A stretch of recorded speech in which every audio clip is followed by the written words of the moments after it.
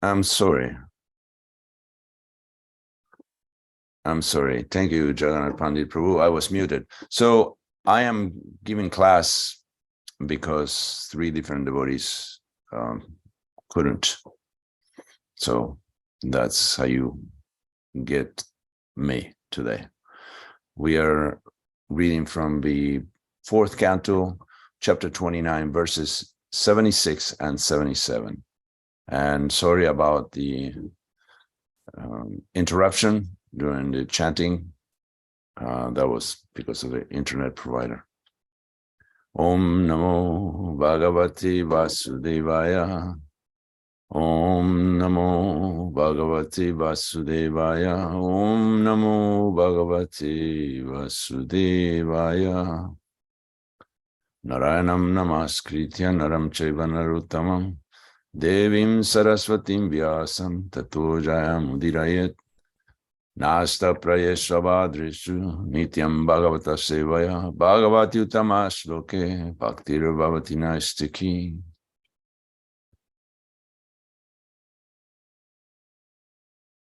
Nice to see you, Taraka Prabhu, by Keshigat. I guess it's a nice spot. So here come the verses. Yata trina jalukeyam napayati apayati cha natyajan mriyamanopi prag dehabimatim jana yavadanyam navindita vyavadhanena karmanam manaiva manushyandra bhutanam bhavavanam. Synonyms: yata, as, trinajaluka, caterpillar, yam, this, not apayati, does not go, apayati, goes, cha, also, not, tyajet, gives up, Mriyamana, at the point of death. Api, even, prak, former, deha, with the body. Abhimatim, identification. Jana, a person. Yavat, so long as. Anyam, another. Na, not. Vindeta, obtains. Vyabhathanena, by determination. Karmanam, of fruitive activities. Mana, the mind. Eva, certainly. Manusya, Indra, or ruler of man. Bhutanam, of all living entities. Bhava, of material existence. Bhavanam, the cause. Translation and purport by His Divine Grace Srila Prabhupada.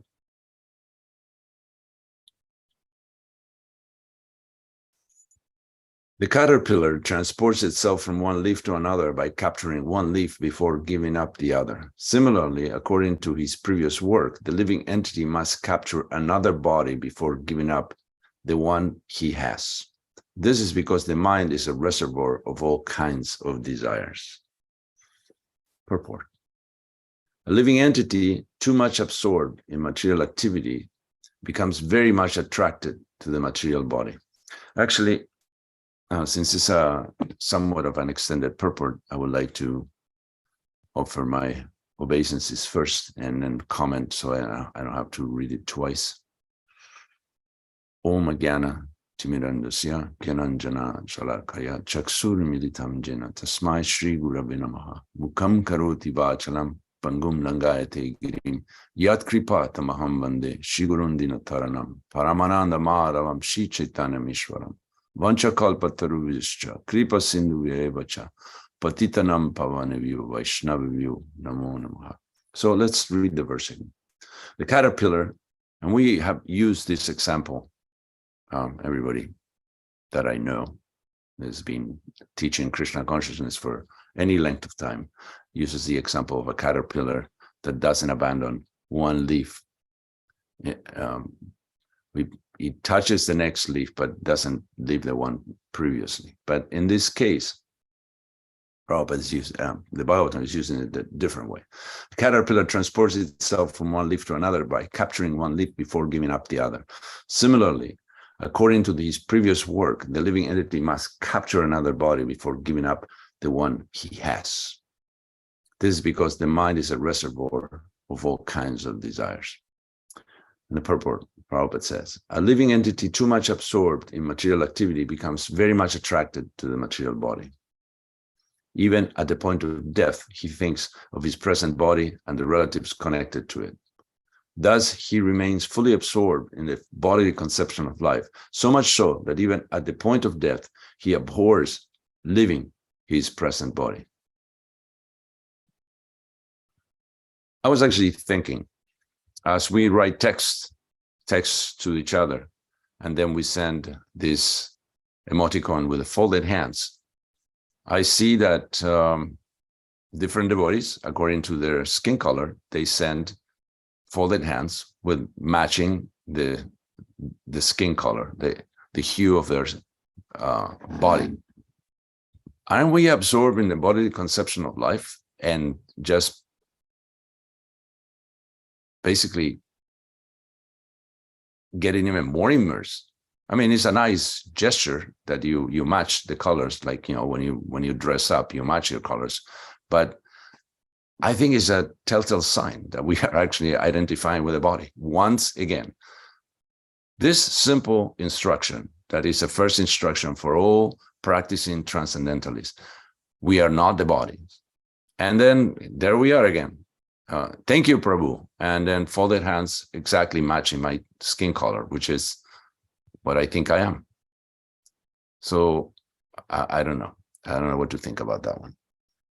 So we are so much absorbed in the bodily conception of life. And Prabhupada said that a person abhors leaving his body. I'm not sure about this one. I mean, in my case, and I'm sure Taraka will follow me here. Once I get to the time of death, I will shake hands with this body I'm occupying and vocalize that I will never want to see you again. Just, you know, you were a source of pleasure but 97% of the time you were a source of distress. So please don't come around anymore. Thank you very much. Yes. But most people are attracted to the body. Matter of fact, how come we are, even if we have a hideous body and an ugly looking face, we are still attracted? This is the nature of illusion. Well, yeah, I've seen uglier, believe it or not. So this is, but we got what we wanted. How can we explain that? I mean, wouldn't it be nicer to have a nicer looking body, like a spectacular body full of curves or muscles and beautiful features and bright blue eyes or whatever, and a full set of hair and all that stuff? No, actually, we settle quite well with the body that we got.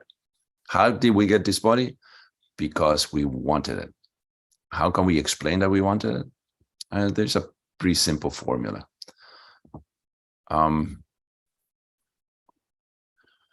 We have certain amount of merit that we can call it karmic cash that we accumulate. And we have a certain amount of, the opposite of merit, debit, whatever you call it, that is taking from that account of karmic cash.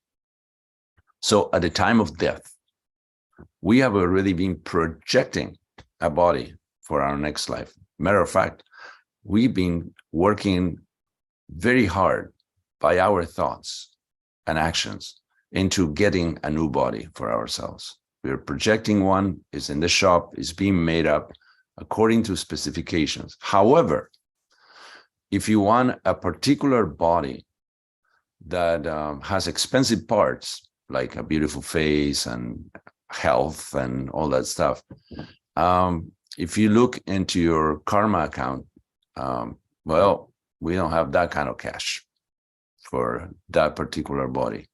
But we get something that resembles or kind of shaped like it's like you go to a used car lot and you said, or a new dealership, and you said, I want that car, I want the Bentley.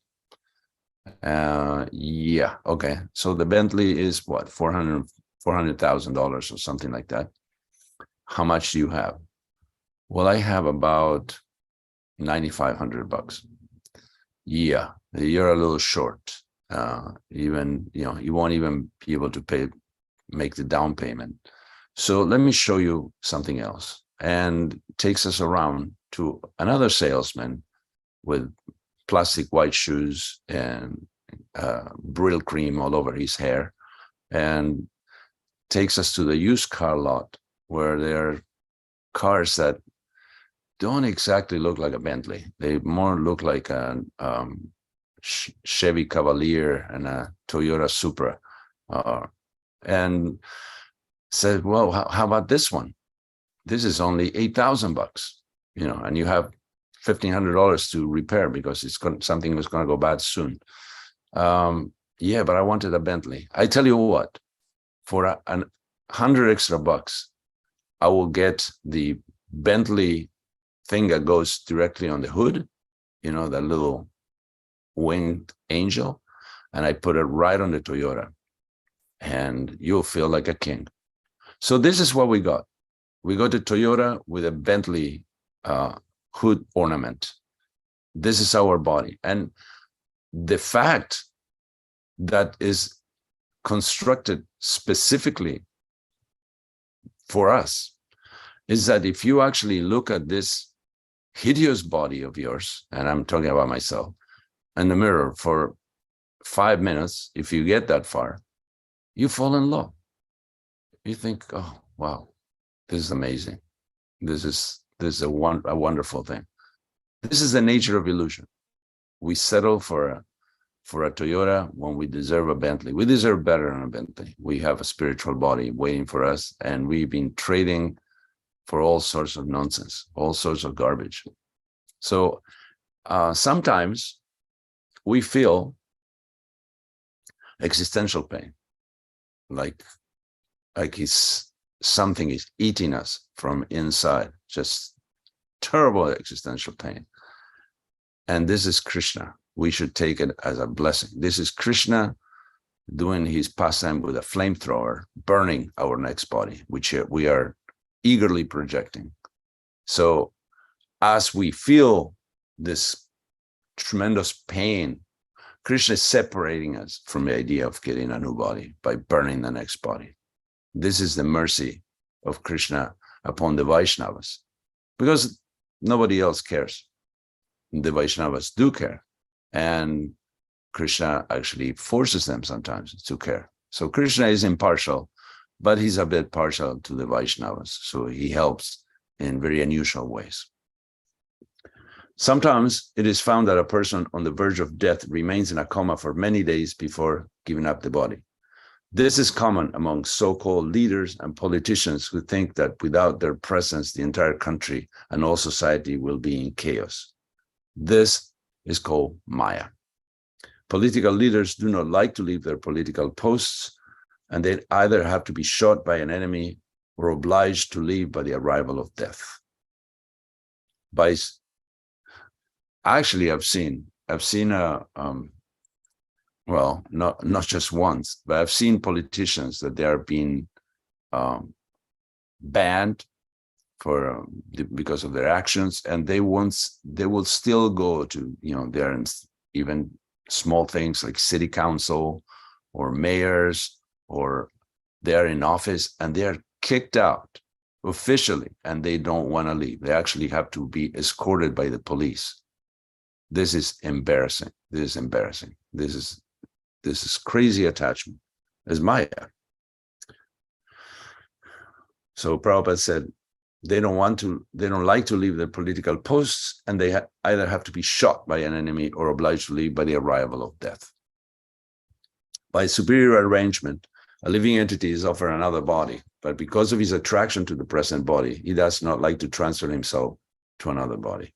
Thus, he is forced to accept another body by the laws of nature. Prakrite kriyamanani gunai karmani sarvasha ahankara vimudhatma kartaham iti manyate. The bewildered spirit soul, under the influence of the three modes of material nature, thinks himself the doer of activities that are in actuality carried out by nature. This is 327, Bhagavad Gita. Material nature is very strong, and the material modes force one to accept another body. This force is visible when the living entity transmigrates from a superior body to an inferior one. One who acts like a hog or a dog in the present body will certainly be forced to accept the body of a dog or hog in the next life. A person may be enjoying the body of a prime minister or a president, but when he understands that he will be forced to accept the body of a dog or hog, he chooses not to leave the present body. Therefore, he lies in a coma many days before death. This has been experienced by many politicians at the time of death. The conclusion is that the next body is already determined by superior control. The living entity immediately gives up the present body and enters another. People think that's either it's not a possibility to take an inferior birth, or that is a good thing. I used to ask people, what do you think about reincarnation? Maybe I was selling books like Coming Back or whatever, Bhagavatam. And they say, yeah, I believe in reincarnation. So what do you think your next body will be? And many people said, well, I'd like to be a snake or a cat or a dog. Wow. Well, I guess in America, being a dog is not so bad. You actually have your own bed. You have a big flat screen TV and an air-conditioned house. And while both the husband and wife that own you are working very hard, you're just watching daytime TV and eating gourmet food. This is quite amazing. Living in Santa Barbara, there was a store called Three Dog Bakery. I spoke about this. Three Dog Bakery, downtown Santa Barbara, where the rent is outrageous. I mean, it used to be impossible. Like a little hole in the ground, hole in the wall was $10,000 a month. So this dog bakery was a dog bakery that was very successful for many, many years. I don't know, somebody maybe lost the script, because as far as I understand, dogs are just as content eating the contents of a toilet bowl directly out of a toilet. And why do you have to prepare organic food, especially baked, for dogs if they will eat any just out of the garbage can, drink out of the toilet? This is horrible. But people think, oh, being a dog is a good life. Of course, in India or Thailand or Vietnam, people probably won't have the same type of choices. Being a dog is pretty hideous there.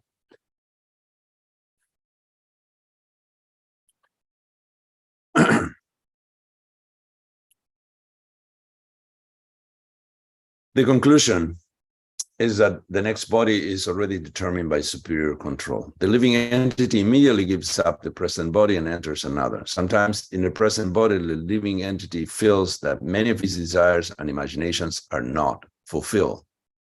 Those who are overly attracted to their life situation are forced to remain in a ghostly body and are not allowed to accept another gross body. Read that again. Those who are overly attracted to their life situation are forced to remain in a ghostly body and are not allowed to accept another gross body. Even in the body of a ghost, they create disturbances for neighbors and relatives. The mind is a prime cause of such a situation. So here says actually that you don't have to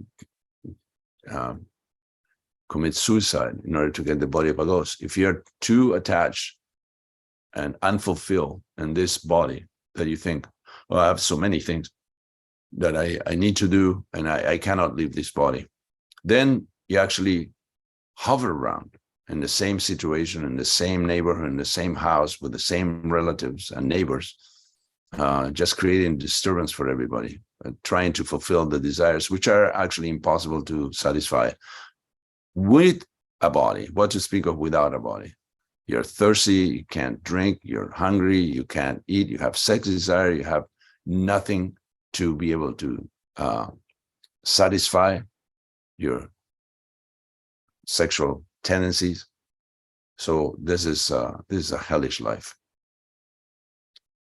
People say, well, there is no hell.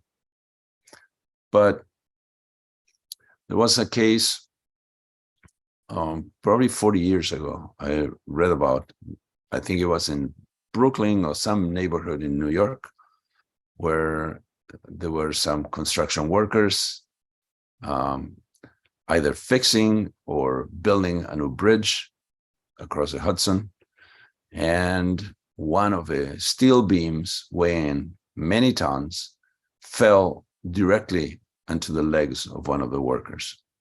So the guy was trapped, like impossible task. How do you remove a steel beam weighing many tons from a body of a basically dying man? And a doctor happened to go by at the time, and he came and put tourniquets on the thighs of this poor guy who never lost consciousness. And he was screaming bloody murder, being pressed by a steel beam. And he decided, we have to cut the legs right now. The legs are useless, they're crushed, they'll never be, and he will die. He will get gangrene, he will die, basically. So he decided to ask for a saw and cut both legs, while the guy never lost consciousness. So there was no anesthesia, and he was sawing his legs, and the guy was awake. So if that's not hell, what the hell is that? That is hell. There are samples of hell. So maybe there are no people with horns and pointy tails and flames everywhere and banjo and accordion music, but there is hell even here on earth. According to one's mind, different types of bodies are generated, and one is forced to accept them, as confirmed in Bhagavad Gita 8.6. Yam yam vapi smaram bhavam tyajati anti kalevaram tam tam evaiti kamteya sarata bhava bhavita. Whatever state of being one remembers when he quits his body, that state he will attain without fail. So there is usually, I believe, a misunderstanding that devotees think that someone just has a regular life, and if you come and whisper or yell in their ear Hare Krishna at the time of death, then that's it. Or they say Ram at the time of death, like Gandhi, they will actually attain a spiritual body. Or I don't think so. No, it depends on the lifestyle, and the lifestyle will determine the thoughts. And even if at the time of death you don't remember Krishna, Krishna is not going to say, aha, you didn't say my name, so you're doomed. No, this is not how it happens. There is justice. Krishna will arrange a situation. He never forgets whatever one does for him. So the problem is that if we don't cultivate a Krishna conscious lifestyle, then the thoughts won't come, and one will be distracted by something else and this is a dangerous thing. It is a dangerous thing because it will mold again, all these things that we do that are not Krishna conscious are shaping a body. There is a body in the shop with our name tag on it that is actually being shaped according to our specifications. So whenever we are not Krishna conscious, we're actually sending instructions to the shop or what other features we want.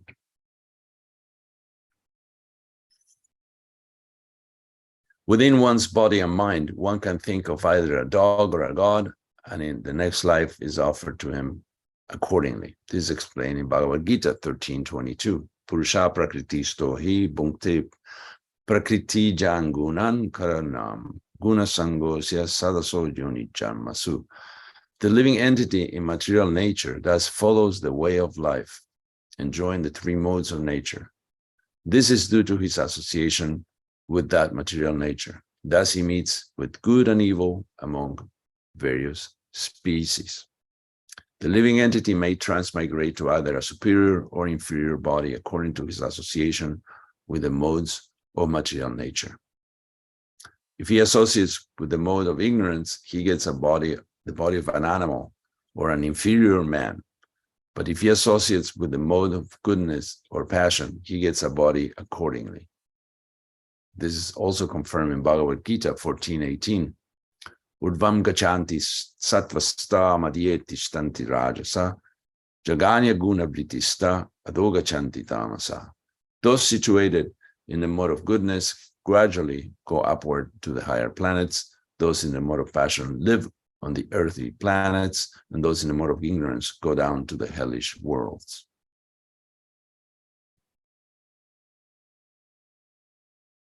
The root cause of one's association is the mind.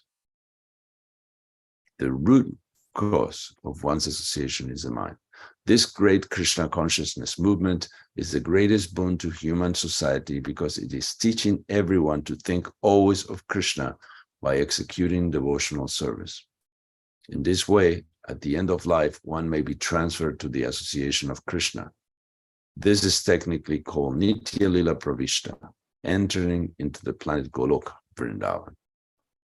Bhagavad Gita 1855 explains, bhaktyamam abhijanati yavanyas chasmi tatvataha tatomam tatvato gyatva vishate tadanantaram. One can understand the Supreme Personality as he is only by devotional service. And when one is in full consciousness of the Supreme Lord by such devotion, he can enter into the kingdom of God. The verse again. One can understand the Supreme Personality as he is only by devotional service, not by physical or mental calisthenics. There is, like, people practice yoga to see the Supreme Personality of Godhead, and they achieve this stalker situation that you finally see God and you just stare at him. Where is the exchange of love? Where is the service? It's like if you have a groupie, if someone actually likes you and is always standing by your side staring at you, what kind of pleasure does that person give you? It's creepy. So Krishna allows the creepy people, sometimes yogis are creepy, to stare at him. But he's actually only interested in the bhaktas, those who can provide service, because service is the key to the kingdom of God. It is the key to Krishna's heart. After the mind is completely absorbed in Krishna consciousness, one can enter the planet known as Goloka Vrindavan. To enter the association of the Supreme Personality of Godhead, one has to understand Krishna.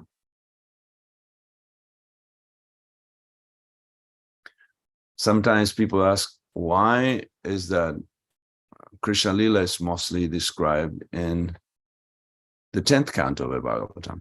Why do you have to swallow 9 cantos before you get to the 10th canto, before you get to the Jews? Because you have to understand Krishna. If you don't understand who you're dealing with, you cannot have a healthy relationship. So Krishna wants you to know both worlds, his associates, his family, his reasons, the system use of reward and punishment. He wants you to understand everything. Krishna is laying it out and describing different incarnations. Just is giving you so many options, and he's giving you so much knowledge. Of course, it's like you meet someone. This is a very good date.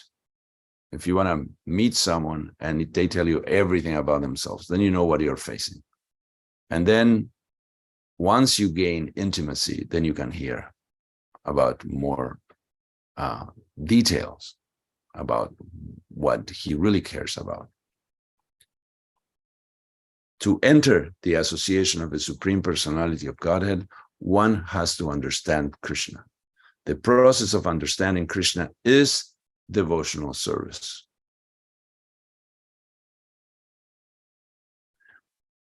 Just like when someone comes to the temple for the first time, they should be engaged in Krishna's service because that's where the taste is.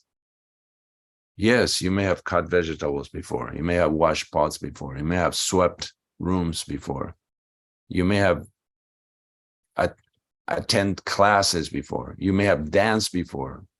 You may have sang in a bonfire before. You may have done any of these things. But when they're in relationship with Krishna, they are counted as devotional service. So that's where the juice is. That's where the nectar resides. After understanding Krishna as he is, one can become eligible to enter Krishna Loka and associate with him. The mind is the cause of such an exalted position. So our mind needs to be spiritualized. And we have to like Krishna. Nobody's being forced. Like, oh, I have to fall in love with Krishna. That's my duty. And once I fall in love with Krishna, as if it was some kind of military maneuver, then I will be able to achieve happiness, which is actually what I'm looking for. I'm not looking for the happiness of Krishna. I am looking for my own happiness. That's why Krishna is reluctant to reveal himself, because we are being selfish. We just want relief from suffering. We want to feel love, not to give love. That's why Krishna is reluctant to give any more. We have to give up these selfish desires and think of Krishna. It is for our sake, but we should do it for his sake, regardless of how we feel. You can embrace me, you can kick me, you can neglect me, you can forget me. You are my worshipable Lord, regardless of any details such as those. In that state of mind, one can achieve Krishna, without a doubt. The mind can also get a body like those of dogs or hogs. So this is the alternative. For those who don't want to get a spiritual body, they can get a dog's body. To absorb the mind, always in Krishna consciousness, is therefore the greatest perfection of human life. So what is the business of someone in a human form of life? Is to become absorbed, to engage the mind in Krishna consciousness. That is the perfection of life. Nothing comes above that. And if you do that, then all of your desires will be fulfilled. Okay. I'm sorry, I'm just talking to myself here and including you in the picture since you decided to stick around. So please, we have a few minutes for additions, discussions, reflections, or corrections, as painful as they may be. Anyone? Going once? Going twice? You got to give us a little more time to Thank you very much, devotees. I hope you have gather our thoughts. Splendid Krishna conscious day, and that your mind is fully absorbed. Krishna, Haribol, are you not hearing us? Of Krishna. Hare Krishna. Hare Krishna, are you hearing speaking us. from? I saw your lips moving. Taraka? Yeah. I'm sorry. Are you not hearing? No, I'm somehow or other, I think my computer was muted. So go ahead. Gosh, I don't know where to begin. There's a number of things. One thing is that, are you hearing me? Yes, I hear you perfectly well. Okay, good. So regarding the yogis, the creepy yogis who are staring at Krishna. My understanding is that this actually is devotional service. There's different, there's 9 different processes of devotional service, but taking the darshan of the Supreme Personality of Godhead is a passive type of devotional service. So there's active and passive service. Srila Prabhupada has described that there are devotees can be categorized in as two broad categories: those who are actively engaged and passively engaged. And the passively engaged devotees are often they're just simply voyeurs. They observe Krishna's pastimes, they meditate on Krishna's pastimes without actively engaging in the pastimes. And then there's another class of devotees who actually engage in the pastimes. An example of this is, we should all be familiar with this because it's the month of Damodar and we're chanting Damodarashtakam regularly. So Satyavrata Muni, is it, that wrote Damodarashtakam? So what does he say? He's talking about this extraordinary vision of Lord Damodar's blackish face encircled by locks of curling hair, his cheeks reddened by bimba fruits, and he's praying that this vision may remain forever in his mind. He just wants to see Krishna's beautiful face. So that's devotional service. It's something to aspire for. Not a bad thing. It's a pretty good thing if you can keep. I honestly don't think that Satyavrata Muni is in the same category of the voyeurs that I was describing, like people who actually meditate on the super soul for their own sake and not for the sake of Krishna. But even Santa Rasa, admittedly, is a rasa. That there is neutrality. There is, basically just hanging there and witness things. So, granted, I take your correction to heart, but I wasn't categorically including everybody into that. Only other thing I'll add quickly is I have never been able to find anywhere in the database this actual quote, but back in the day, those of us who were around then all remember very distinctly when one devotee was asking Srila Prabhupada whether the descriptions of the fifth canto of Srimad Bhagavatam of the hellish planets was to be taken literally, or was it allegorical? Is there really a hell? And Srila Prabhupada, this was a morning walk, he turned and looked at him and he said, is this not hell? Meaning our own earthly existence, as you were describing, that you gave an example of how it can be hell, but from Srila Prabhupada's perspective, whether a steel beam is falling on you or not, it's still hell. It's just a hellish situation. Some of us can appreciate it. Some of us, are maybe still under the illusion that this is an enjoyable situation, but it's hellish. So that's all I have. Hare Krishna. Thank you for a nice class. Thank you. A lot of material to cover. Did it nicely. Thank you. I don't know if this will sound controversial, but I read that Bhaktivinoda Thakur said that hell is actually allegorical, and I'm not sure how to take that.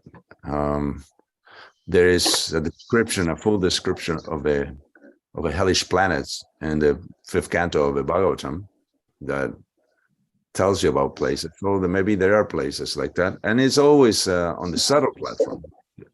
There is no smell of bodies burning, smell of flesh burning, and sulfur and all that stuff. But every action will be either rewarded or punished in the material world. So yes, is hell, and if you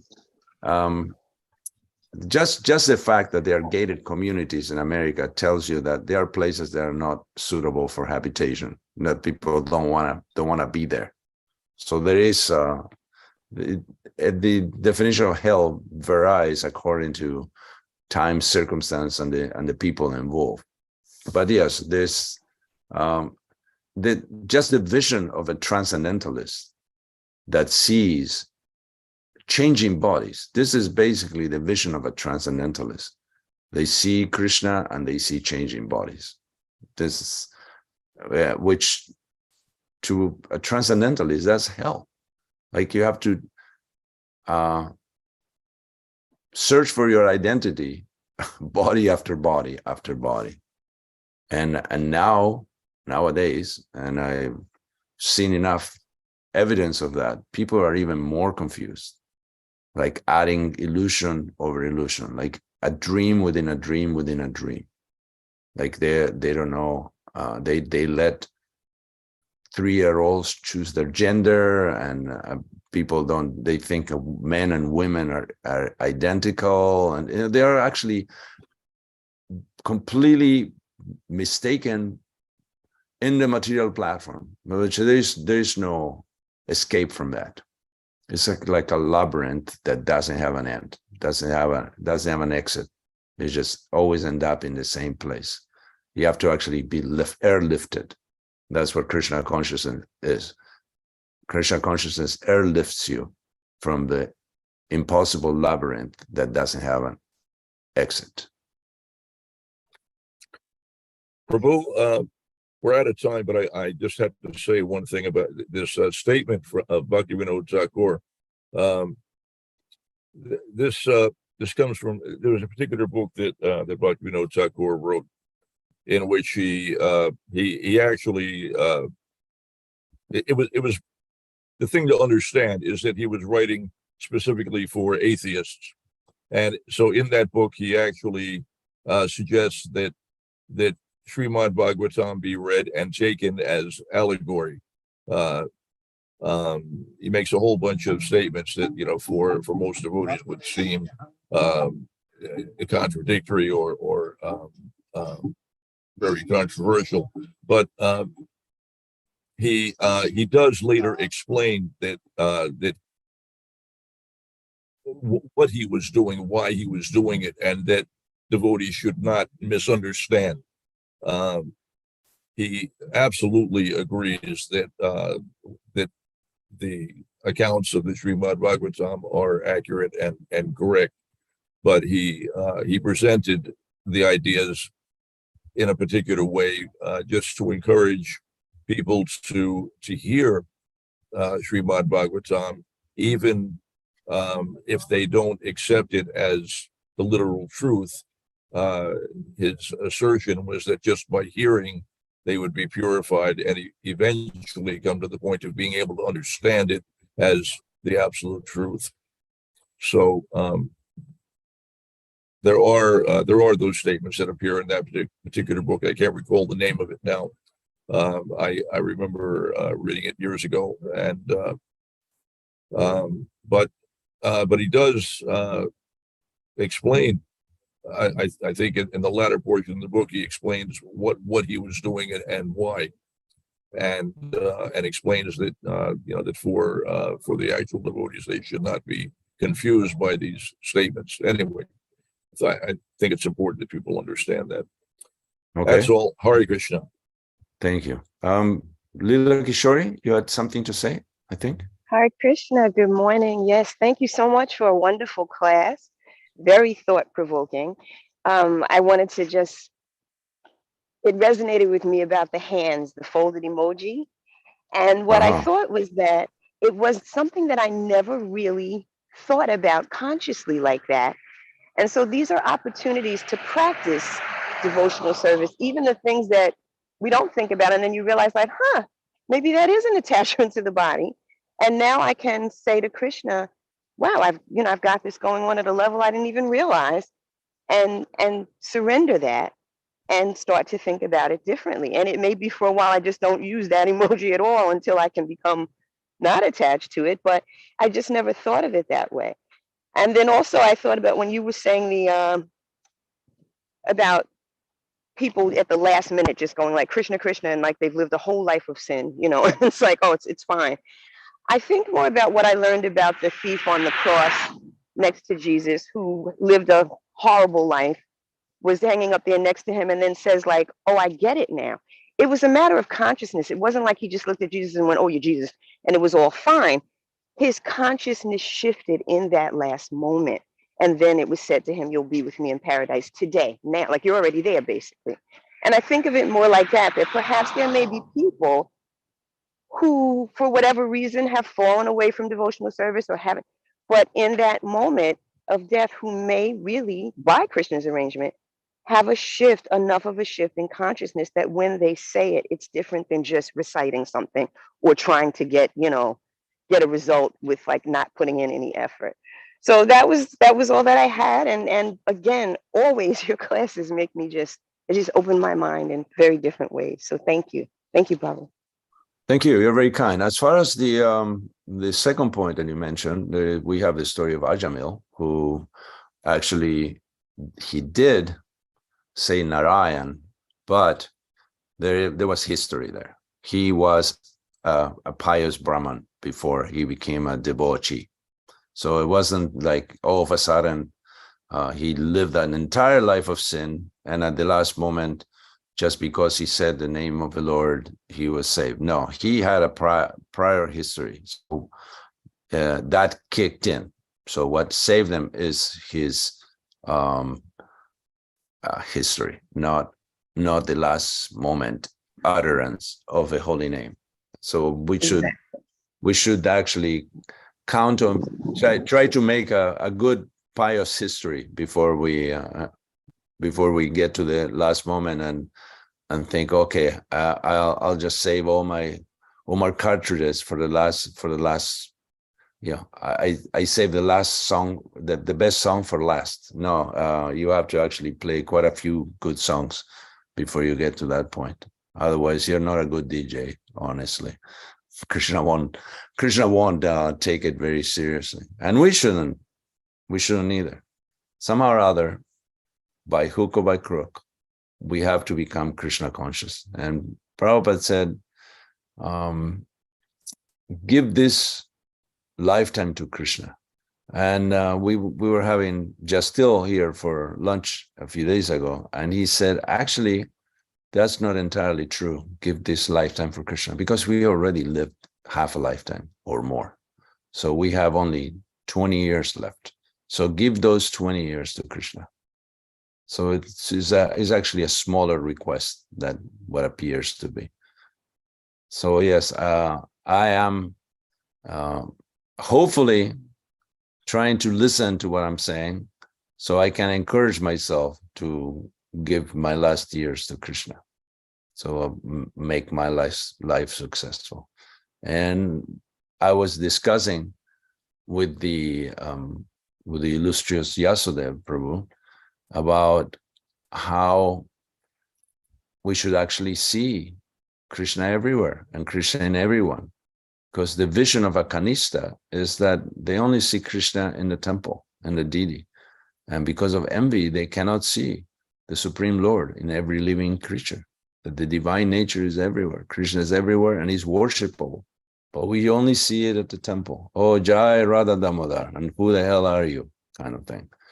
So we have to actually realize, we will see Krishna everywhere if we actually want to see Krishna everywhere, and we give up our envy of other living entities because they are not doing what I say or thinking the way I think. We should see everyone as Krishna's servant, and somehow or other, that is the vision of a Paramahamsa. And Paramahamsa is even more extreme. Paramahamsa, the Uttama Adhikari, sees everyone engaged in Krishna's service, everyone in every species of life, except for one person, himself or herself. So that it's a long way to that one. All right, it's been long enough. It's almost 8 o'clock.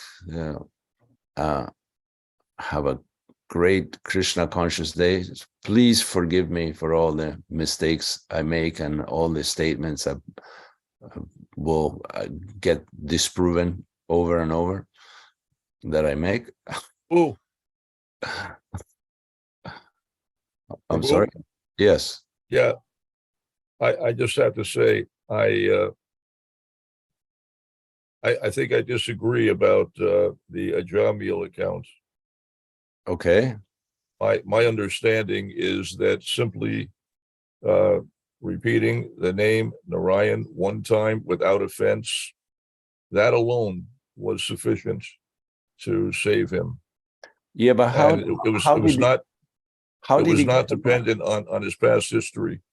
Well, how did he get to that? How did he name his son Narayan?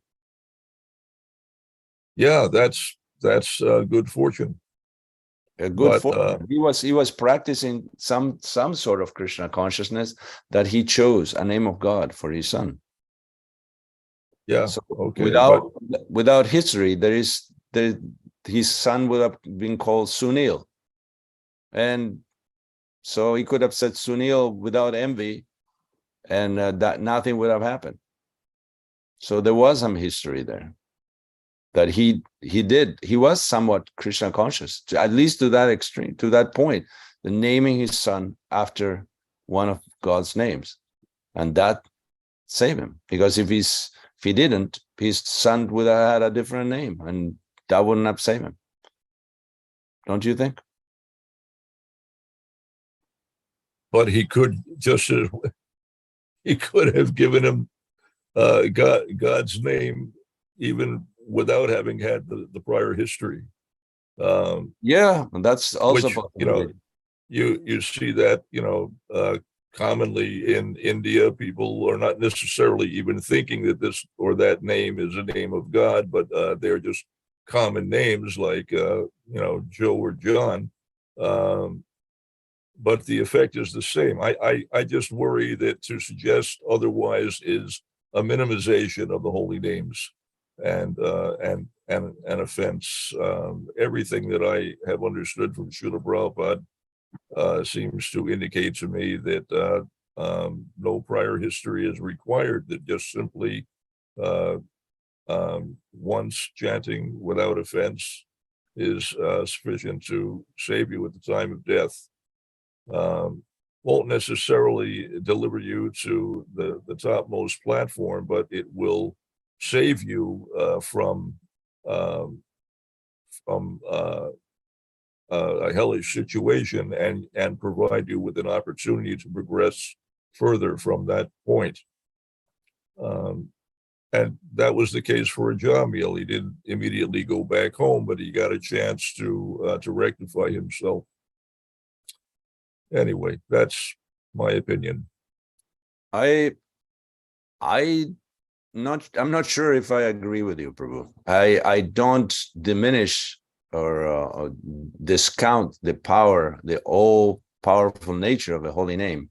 Yet, I think we, all of us, are practicing Krishna consciousness due to a prior history of some sort, even if the history means some incredible mercy.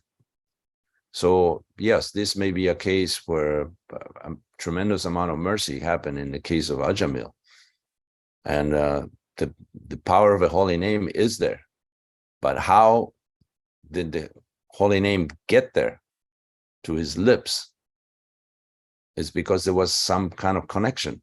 I'm not discounting. Obviously, if the holy name didn't have any power, then the Vishnu Dutas would not showed up. But there was some background that I cannot discount. I don't think things are simply agyata sukriti, that things have they are purposeful. So I think there was some let's see, I think Yasudev was putting something here. Ajamil was given a second chance. He then had to perform sadhana sufficient to be actually liberated, right? Yes. Right. Yeah, he was. And again, the power of a holy name is incommensurable. Is there, but how is that it gets to your lips? It's because there was some situation that brought it to that situation. Because actually, most people, when they're in a difficult situation, quite difficult, like you're dying, for example, the name of God won't naturally come to the lips. There has to be some work on it, some kind of history. I'm not doubting the power of a holy name. I'm just doubting the occasion. How does it happen? Why does it show up? There has to be something to connect it to that point. Because you can see people dying all the time, and none of them are chanting because they don't have a history. Well, there are accounts. Srila Prabhupada gives the example of a Muslim man who, or you could argue that he had some history of practicing Islam, but he was attacked by a wild boar, And Haram. yes, at the moment of his death, he yelled haram, and because one of the syllables of that word is name of Krishna, he was saved. So I don't know. There's many such examples. I don't know. Guess we'll have to research further and see if we can Yes, come to we a can do that. conclusion. But what do you think if somebody is asked, where are you staying tonight? And I'm staying at the Ramada Inn, and then they have a stroke and die. Would they get a chance for devotional service just because of that? Yes, Srila Prabhupada has spoken about that. Yeah. So Jai Shri Radha Damodar. Jai Radha Damodar.